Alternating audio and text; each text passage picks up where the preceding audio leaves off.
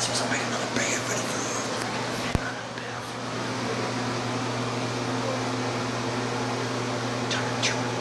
These people around my sister were talking, turn them out. It's gone for murder. Some of you will close the team shelters. I got that video for you guys.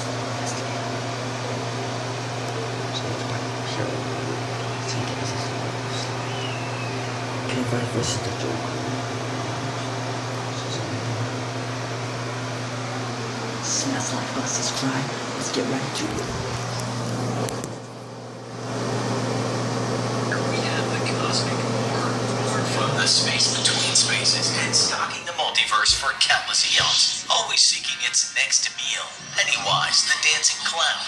In the other corner, we have the clown prince of crime, the ace of knaves, or Mr. J if you're nasty, the Joker. Today, on another special episode of the infographics Who Would Win, we have a colossal clash of clowns, a beastly battle of buffoons, a merry madcap massacre, as we pit Pennywise the dancing clown versus Gotham City's Joker, and find out who would win in a battle to the death. They call it It for a lack of a better name, for Pennywise's true form is incomprehensible to the human mind.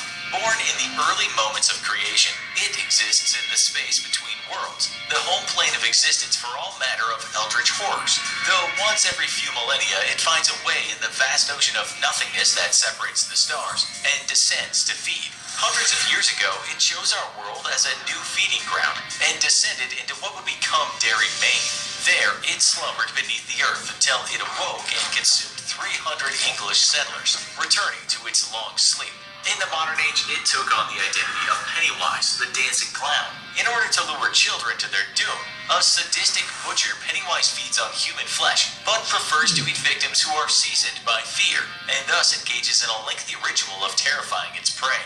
Though many believe that Pennywise's real form is that of a giant spider, the truth is that no mortal mind can comprehend the true form of Pennywise, and a giant spider is the closest that the human mind can come to understanding the predatory nature of this eons-old killer. It seems that Pennywise's preferred form here on Earth is that of a clown, but has the power to shapeshift into anything or anyone it desires. Pennywise is also very fast, though not supernaturally fast, and extremely agile. Add to that formidable, though again not superhero levels of strength, and you have quite a challenge for the Joker to deal with. For all his strengths, though, Pennywise has one glaring weakness. Deep down inside, Pennywise is a coward. Unless its prey is terrified, Pennywise cannot defeat it, and in fact is very easily driven off by individuals who learn to master their fear of Pennywise and its illusions. While physically able to overpower any human being, Pennywise has such a crippling weakness to courage that it can't even bring its superior strength to bear on any individual that stands up to it. This has twice now seen Pennywise defeated by nothing more than children. It's said that no man knows the true identity of the Joker, not even the Joker himself. When asked about his past by his archenemy Batman, the Joker remarks, "Sometimes I remember it one way, sometimes another. If I'm going to have a past, I prefer it to be multiple choice." Whatever his origin, the Joker is certifiably insane, and qualifies for every mental illness he was ever tested for during his brief stay at Arkham Asylum. Nobody knows where he came from or what truly led to his unique look and twisted personality, but everybody knows about his modern exploits. One of the most accomplished criminals of all time, the Joker oversees a vast criminal empire, and yet is not content to simply rule from above, often taking to the streets alongside his henchmen out of sheer enjoyment for the dirty work. A complete madman, the Joker is utterly unpredictable, and can one day be a complete harmless prankster, and the other, a homicidal maniac who doesn't hesitate to kill even children. Yet it seems the Joker has at least some morality, and like the rest of the world, hates Nazis, even going so far as to get into a fight with Red Skull during the final stages of their criminal plot when he realized that the latter's swastika wasn't worn as a joke, but as part of his actual uniform. Even the Joker knows that Nazis are bad. For all his infamy, though, the Joker possesses no superpowers. He isn't fast, super strong, or super tough. He can't use telekinetic powers or summon bolts of lightning from out of the blue.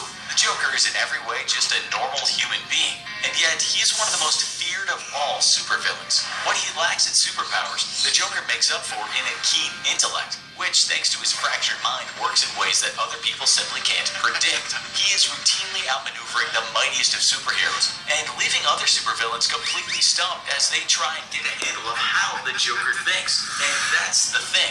Nobody can think the way the Joker can, as it takes a severely broken mind to even come close. And this leaves him with his greatest strength, the constant element of surprise. So, in one corner, we've got the interdimensional flesh-eating monster that's existed for as long as time. And in the other, a criminal mastermind who's so crazy he's just as likely to pull off the world's greatest heist as he is to turn himself in for littering.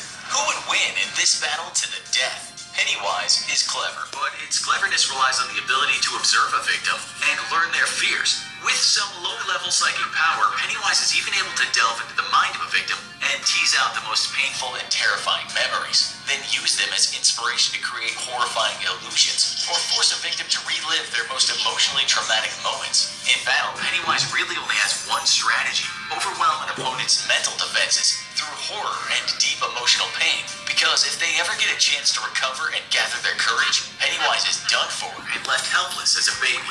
In this scenario, delving into the Joker's mind is going to leave Pennywise reeling from the backlash of extreme insanity. Pennywise will find itself flooded by hundreds of psychopathic thoughts, trying to find a way through a mind that has been broken for decades. If Pennywise tries hard enough to focus its powers, it may find a few fleeting memories of emotional trauma, but even these are not guaranteed to be real, and forcing the Joker to relive them could have completely unpredictable effects. As the Joker himself said, he can't remember his own past, and he prefers to leave it having multiple choices. Pennywise's initial psychic attack is going to cripple it as it's forced to confront a thoroughly fractured psyche, a psychic land of illusions and misdirection, with paths leading to nowhere before they curve back around and in on themselves. Pennywise cannot make the Joker afraid, because diving into his mind would be like running through a funhouse full of distorted mirrors. And in fact, Pennywise might itself be lost within the madness of the Joker's mind.